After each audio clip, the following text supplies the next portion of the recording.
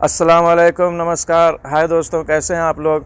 तो मैं आज आप लोगों को बताने वाला हूं सऊदी अरब से कुछ ज़रूरी ख़बरें हुरूब के हवाले से है और ताबईन और मुराफ़िकीन जो कि एग्ज़िट एंट्री पे जाते हैं उसके हवाले से कुछ बातें हैं। और यहाँ पे अब जो है तो ख़वातीन को भी उम्रा वीज़ा जारी करने की इजाज़त है, यानी कि बिना महरम के आने की इजाज़त है। ठीक है, तो किस शर्त के साथ यहाँ पे मशरूत इजाज़त है तो आगे वीडियो में बताएंगे। तो इससे पहले के बाद शुरू किया जाए, प्लीज़ चैनल को सब्सक्राइब कर लें और बेल आइकन को भी प्रेस कर दें ताकि इसी तरह की सऊदी अरब से और गल्फ़ से रिलेटेड ख़ास करके सऊदी अरब की ख़बरें आप तक पहुँचती रहें।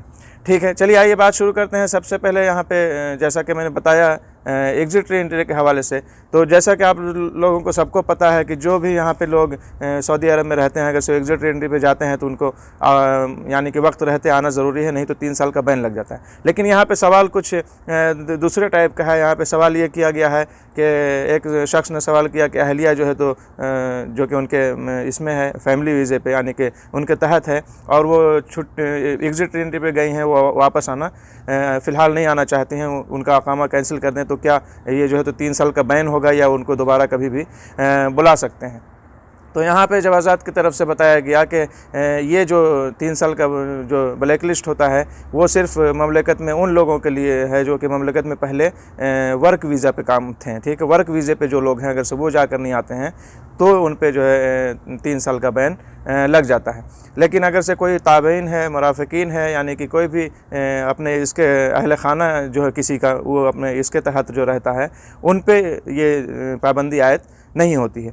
ये चीज़ पहले थी हालांकि, यानी कि फैमिलीज़ वालों के लिए भी कि अगर से जाके नहीं आते हैं तो बैन हो जाता है, लेकिन अब जो है तो इसको ख़त्म कर दिया गया है। और ये बात इस तरीके से भी वाज़ेह हो जाती है, इस तरीके से भी समझ में आती है कि ऐसे भी जो लोग यहाँ पे ममलकत में वर्क वीज़े पे थे, यानी कि और उसके बाद चले गए और नहीं आए, उन पर 3 साल का बैन ज़रूर है। लेकिन उनके लिए भी एक छूट है कि अगर से वो अपने साबिक़ कफ़ील के पास, ठीक है, पुराने स्पॉन्सर के पास अगर से आना चाहेंगे, जिसके पास वो ऑलरेडी काम करते हुए गए हैं, तो कभी भी आ सकते हैं। उस वीज़े पे पुराने स्पॉन्सर के पास आने के लिए कोई भी पाबंदी नहीं है। तो इसी तरह जब पुराने के पास आने के लिए पाबंदी नहीं है तो फिर यहाँ पे फैमिली जो रहती है उनके लिए आने पर पाबंदी कैसे हो सकती है, यानी कि उनके लिए भी इस चीज़ की छूट है। ठीक है, कभी भी बुलाया जा सकता है।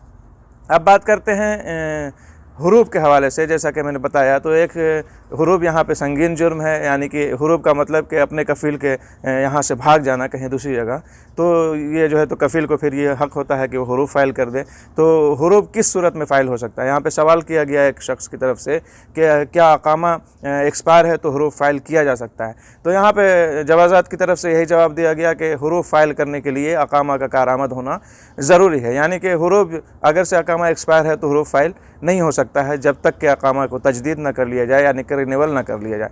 और इसी के साथ जवाज़ात ने यह भी बताया कि अगर से कोई एग्ज़िट एंट्री पर, यानी कि ममलकत से बाहर है, तब भी उस पर हुरूफ फ़ाइल नहीं हो सकता है। हुरूफ फ़ाइल होना में दो ये जो शर्तें हैं कि सामने वाला जो है तो ममलकत में रहे और जिसके ख़िलाफ़ हुरूफ फ़ाइल करना है वो ममलकत में ही रहे और उसका अकामा जो है तो कारआमद रहे, यानी कि उस अकामे की वैलिडिटी बाकी रहे, वो एक्सपायर ना हो। एक्सपायर होने की सूरत में हुरूफ नहीं लगाया जा सकता है, कफ़ील जो है तो हुरूफ नहीं लगा सकता है। और हुरूब लगाने के बाद भी जो है तो उसे वापस लिया जा सकता है, यानी कि कफ़ील अपने अफसर प्लेटफार्म से उसे कैंसिल कर सकता है 15 दिन के अंदर। 15 दिन से ज़्यादा हो जाने के बाद उसका प्रोसेस बहुत लंबा हो जाता है। ठीक है, 15 दिन के अंदर में जो है कभी भी अपने अफसर प्लेटफार्म से कैंसिल करा सकता है हुरूब को।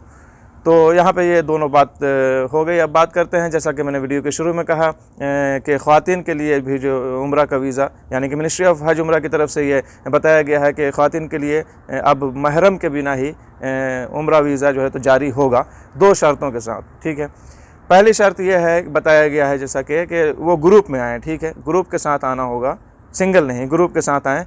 और दूसरी शर्त यह है कि 45 साल से ज़्यादा उम्र हो। जिन भी और ख़वातीन की जो है तो औरतों की जो है तो 45 साल से ज़्यादा उम्र होगी और वो ग्रुप में आना चाहेंगी तो बिना महरम के भी उन्हें जो है तो उम्रा का वीज़ा मिल जाएगा। अगर से 45 साल के से नीचे उम्र रहेगी तो फिर वीज़ा जारी नहीं होगा बिना महरम के। अगर से महरम के साथ हैं तो फिर तो कोई उम्र की क़ैद नहीं है, महरम के साथ तो आया ही जा सकता है हमेशा की तरह।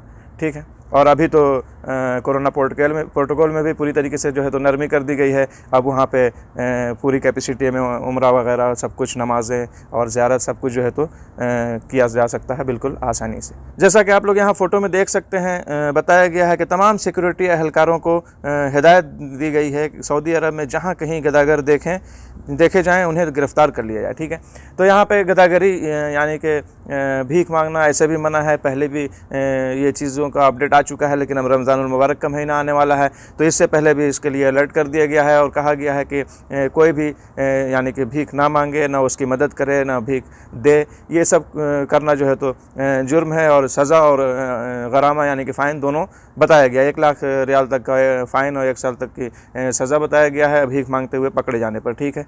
इसलिए कि यहाँ पे बताया गया है कि हुकूमत की तरफ से जो खैरिया है, आप अगर से खैरात करना चाहते हैं, देना चाहते हैं तो आप उसमें जमा करा सकते हैं। उसके ज़रिए ही जो लोग ज़रूरतमंद हैं, ज़रूरतमंदों की जो है तो ज़रूरत पूरी की जा सकती है खैरिया के ज़रिए ही। चलिए, यही सब कुछ अपडेट थी जो मैंने सोचा कि शेयर करता चलते हैं। मिलेंगे नेक्स्ट वीडियो में। अपना ख्याल रखें। खुदा हाफिज़, बाय।